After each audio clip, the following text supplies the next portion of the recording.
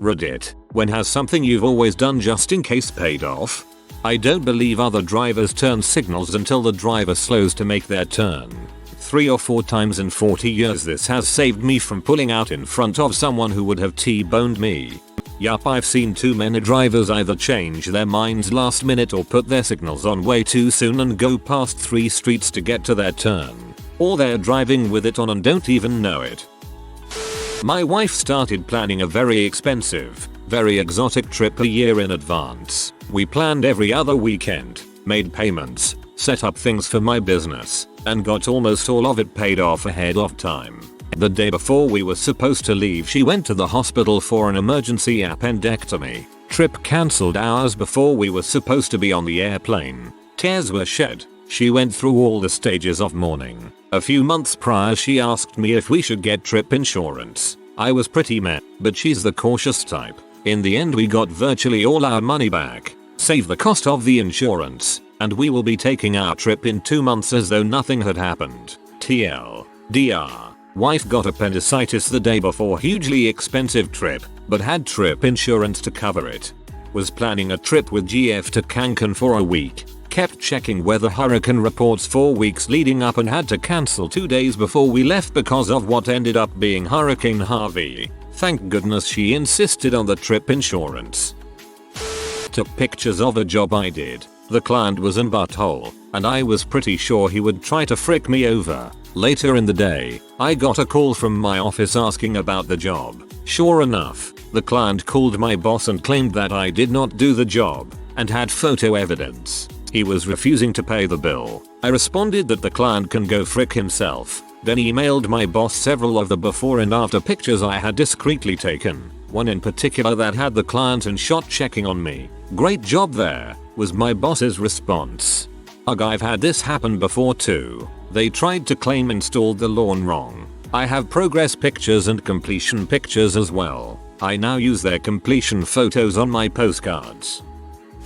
I constantly pat my pockets to make sure I have my keys, wallet, etc. Several times it's saved me from locking myself out of my apartment. I have always driven cars with manual locks, used to lock myself out all the time. Now my rule is keys in the hand and I look at the keys before I lock the door. Never lock them in again.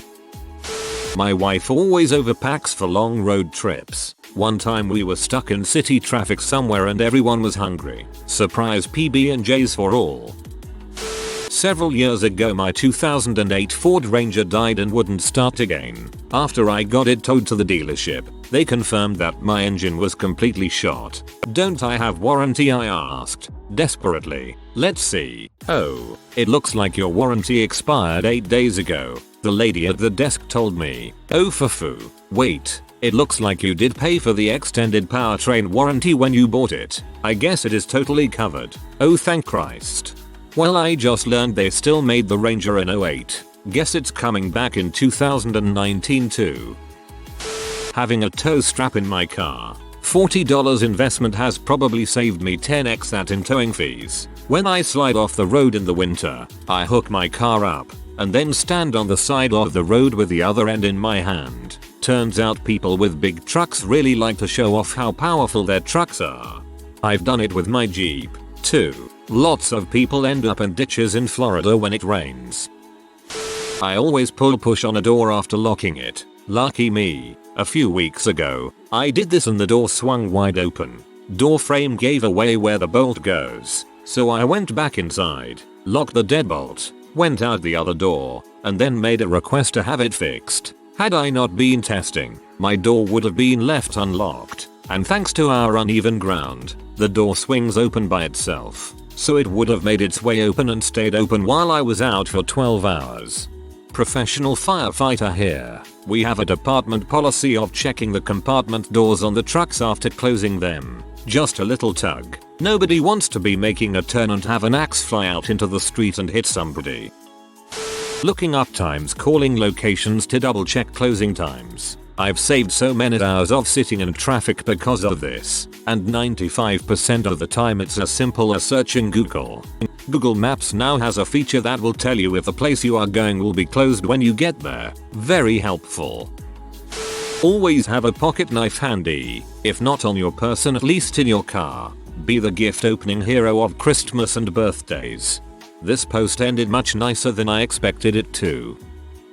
Anytime I get out of my car, no matter how sure I am that I have my keys, I still stand there with the door open for at least 5 seconds. This weird habit started after being a young college student with no money and locking my keys in the car multiple times, one time even with the car running. Haven't done it since. I will sit there, feel my keys even, and still give it a few seconds before shutting the door. I literally stand there, staring directly at the keys in my hand, which I make sure to hold away from the car while I shut my car door. I've locked my keys in too many times. I'm sure I'll look like a jackass, but it works.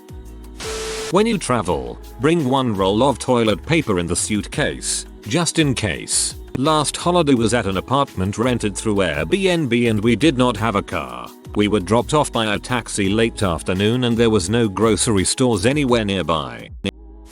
I always wipe the toilet seat with a few squares of toilet paper before I take a crap, even if it looks perfectly clean. This has saved me on multiple occasions from sitting down when there isn't any TP left. I always do this because of germs. I also get some hot water and even some soap if possible and another wad of TP to dry it up. Never even thought how it could save me from this. When I was a teenager I used to keep a jar of Grey Poppin' in my car, just in case someone pulled up next to me and asked for it. You know, like in the commercial. One day, someone did, and I blew their goddamn mind. I hope this is true. I always keep an emergency $20 bill in my trunk. It has saved me numerous times when I go out for food and forget my wallet at home. I used to do the same. I once had left my wallet home and needed to fill the gas. It was great that I had money in the glove department. After one bad experience with a stomach bug, I always leave a roll of toilet paper in the car for emergencies. This later saved me in the bushes after pulling over to make a run for it. I once ran out of emergency napkins and had to resort to that thin paper bag that pharmacies use. Before I start traveling on my motorcycle, I make sure my pockets are zipped and top box shut 7 times, and then extra at the stoplight along straight. 2 times I've noticed I haven't done my helmet strap through vigorous checking. Haven't crashed, but if I did I'd probably not be a virgin due to how fricked I'd been. Helmet strap check is super important. I've started going and heard it smacking the helmet and had to pull over many times. I guess buying premium health insurance. Parents kinda just convinced me to keep my insurance and to use it for the extra benefits like opto and dental. Had stomach cramps one day, was sent to the ER, did an MRI and ultrasound, no causals and fixed with an IV drip. Special notes at the bottom, please refer to urologist. Kidney is shaped abnormally. Next minute, stage 2 kidney cancer and within a week, had open surgery and kidney removed. I only paid $2,000 excess for my insurance, but the procedure was worth $45,000. Some of it was comfort since it was a private hospital, private room, personal attending nurse 24/7, 5-course meals that I didn't eat at all, discovered the joys of Jello, and rehab. I was only 24 years old. I only paid $2,000 excess. When my kids were little they would set out cookies for Santa. One year when taking the bite out of the cookie I shifted it over and created a slightly larger bite. My wife said, "Do you really think he'll check?" I told her it wouldn't surprise me. He's always been legitimately brilliant. The next morning kids are up and they notice the half-eaten cookie. My son handed me something to eat a while later and snatched it back out of my hands. He walked over and picked up the Santa cookie and lined them up. The dental impression was not a match and Santa lived on another year. Genius. I work as an elf, reindeer handler, and every year I'm impressed with the critical thinking and often cynicism of tiny children. I keep a slip leash in the trunk of my car. I can use it to tie the trunk shut if I'm transporting something large, but I have twice used it to get control of a loose dog. Neither were mine. I always make sure that before I leave my house to check the oven and make sure it's off. You'd be surprised how many times this honestly has paid off. I can't tell you how often I'll finish baking or cooking, tuck in to eat, and later while doing dishes start wondering why it's still hot in the kitchen, since some idiot never turned it off. Never left the house with it on though. Taking toilet paper on holiday. My grandma used to squash 2 under her mattress and pack them in her suitcase just in case. People always think I'm a weirdo and say but hotels have toilet paper. I can't even tell you how many times I've had to call on that emergency toilet paper.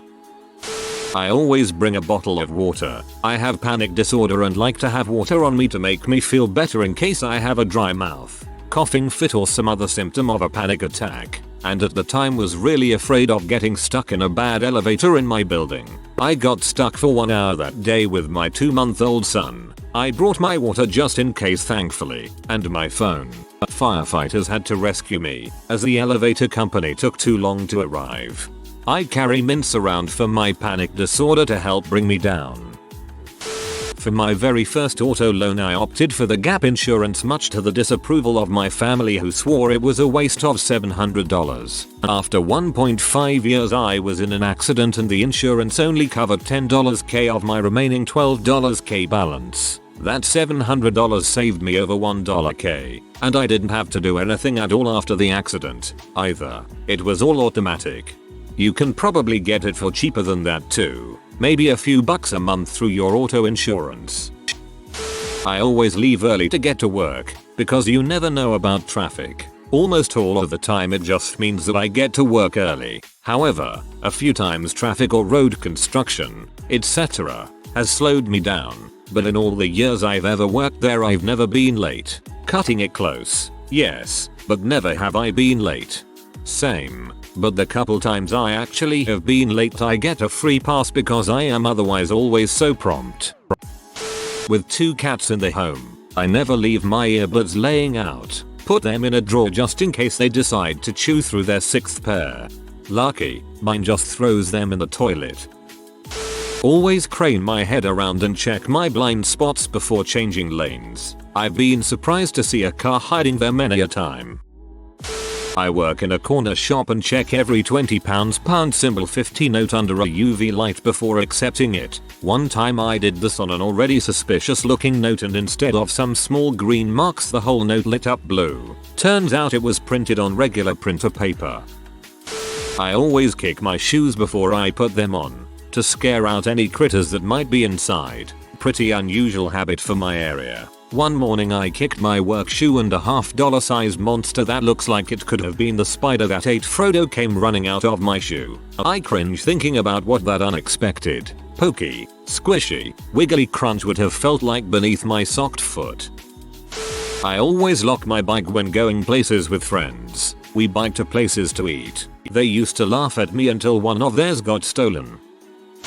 For 12 years, I've always shaken out my bath towel before using it to dry off after showering. Then, one morning, as I was shaking my towel out, a huge black spider dropped out of it. See, I knew what I was doing. Dang it, I never do that. Now I have to do this. When I lived in Tennessee I always used to park maybe 100 yards or so further away from my workplace in a different lot so I could be on high ground. The normal parking lot was really close to a creek that swelled and got really turbulent every time it rained. My coworkers said I was paranoid, worrying about flooding. One day we had a big storm and the lot flooded. 2 of my coworkers' cars were destroyed. The cars were half submerged. Before leaving the church where I'm a musician, I've always made it a practice to go back to the console one last time to be sure that I've turned the organ blower off. More than once it paid off as I found it still going after services, lessons, or practice sessions. If the organ blower had gone all night it would have overheated, not to mention a significant waste of energy. I actually have gone home after a rehearsal and changed into PJs, only to fear that I'd left the blower on. Naturally I returned to church and found I hadn't, but I couldn't help myself. Look both ways when crossing a street, even though it is a one-way. When I was kid my dad and I were leaving our house, which was on a one-way street. About a block down we see this car coming down the wrong way really fast. My dad was luckily able to swerve to side and avoid having this guy ram into us. A few seconds later we hear sirens and see lights as a bunch of police cars come down the street. My dad got out and started gesturing with his arms and yelling at them that the guy turned into the alley. After that day I started looking both ways even though a street is one way because you never know if something crazy is going to happen like that. It's come in handy a couple of times, although with crazed criminals barreling down the street, just idiot drivers that didn't realize they couldn't go that way. I always get one bus earlier than I need, because then if it is late or doesn't show you're still okay. One day I got to work to find my colleagues panicking because my dad had called. He couldn't get hold of me. Off button on my phone had been caught, and was worried because he'd seen that a bus on my route at about the time I'd be traveling had been smashed into by a lorry at a crossroads. If I got the bus I needed, I would have been on it. As it was, I was already in the city by the time the accident happened and was calmly having a coffee as chaos was developing around me. To be fair, that could have happened to the earlier bus instead. Good planning either way. Bought the €300 additional car insurance in Sicily. Thank you Saint. Vito. My brother got the car wedged into two narrow streets and ripped most of the driver's side off the car. I don't usually get the rental company insurance, but I did when I was in Italy too. Was glad when later my traveling partner backed into a low stone wall. Honk before I reverse a vehicle. At least once a kid has ran away from the back of my car. On my work software there is a tiny little field where I can put in about 50 characters worth of notes before I finish an application on a client account. Hardly anyone ever uses it and I cannot fathom why. I have noted receipt numbers, major purchase orders, cost agreements, all kinds of stuff, and it has saved my butt. Every now and then a new person takes over an existing account and they audit it. Without fail I will get them at my office demanding to know why certain transactions payments were made. The notes back me up every single time. One lady wanted me to personally reimburse her for nearly $30k worth of camera equipment. Check notes. Found original purchase order. It was her dang signature on the receipt. Suck it. I keep a spare door key underneath my car. It's stuck to the bottom with a pretty powerful magnet and you'd have to know where to look to find it, so no worries of burglars. This is in case I lock myself out of my car with the keys inside. It actually hasn't happened to me yet, but one day I was like 18 and was left alone for a week with my dachshund. He seemed to be getting bored of me walking him around the neighborhood, so I decided to drive him to the local college campus for a walk so he could meet some new people. He loves new people, and pee on new bushes. Also loves new bushes. Well, the town itself isn't super dog friendly, so despite him being rather small I can't take him inside anywhere and there isn't any restaurants with outdoor seating available. I wasn't in the mood for like some icky drive-through, but it was a hot summer day so I couldn't leave the dog in the car even for a few minutes. Well, I blasted the AC and left him some water in a bowl and locked the door from the inside so he could stay cool and I didn't have to worry about the car getting stolen. I got it to go so I wouldn't be long, but I get paranoid about leaving my car unlocked even for 10 minutes. Used my secret door key to get back in and shared some of my bacon with him for being good and not peeing on the seats, and then we went to the college to have fun. I always make sure the front and back doors are locked before I go to sleep. Even if I'm already lying down and realize I haven't checked them yet, I'll make myself get up to do so. Keeping a baseball bat next to the bed. Figured it was overkill and would probably never need it. Then a guy broke into our house while we were sleeping a few months ago and arrived at our bedroom door before he realized someone was home. I've never been so glad to have a weapon on me. One year I decided to take my medications in my carry-on instead of packing them in my luggage. That ended up being the first time my luggage got lost. One of my profs tells a story about a law professor who packed all of her students, yet ungraded, final exams in her checked luggage. Sure enough, the airline lost the luggage. Went on vacation and brought my old junky glasses as a backup. Now I bring spare contacts. Anyway, the first time I did this, my brand new glasses frames just fell apart. Glad I had a backup. I never lock my car doors, and when both my wife's and my car got broken into they smashed out her car window to steal her change and they simply opened my door to steal my change. Oh frick man. I'm an adult. Everything I do is just in case. My best catch was a collection of pus around a dude's spinal cord picked up on MRI, which I ordered solely because I stereotyped him as an IV drug user despite the fact that he, while taking great offense, denied it. Keep my copy of my apartment lease. I've been in the same apartment complex for 4 years and I've signed a 1-year lease every year. Every freaking 6 months after I sign a new lease I get a letter telling me my 6-month lease is up and they will be raising my rent. Every time I tell I signed a 1-year agreement they ask me if I have a copy of my lease. I'd move from this poorly managed complex but the location is great. There was one of those dog tag engraver machines at Walmart. You could get a dog tag for like $8 or something pretty cheap. My mom said we didn't need one for our puppy because he's always at home. But I convinced her anyway. We engraved this cool American flag looking one and came home and put it on him. Next week he gets hit by a car, escaped from a friend's house we were visiting. Some passerby managed to pull him to the side of the road and called my mom's cell. He is a dachshund for size reference. We were at Olive Garden but she ran out and drove to where he was to pick him up. He was in the passenger seat bleeding and non-stop crying. Was so sad to watch. Multiple surgeries and $8,000 later, he's doing fine. If we didn't get that dog tag, he wouldn't have been alive today. This was about 10 plus years ago. For your information, it's Dachshund, not Dachshund. If you are new to the channel, you can subscribe. I publish new videos every day. Until then, check another video.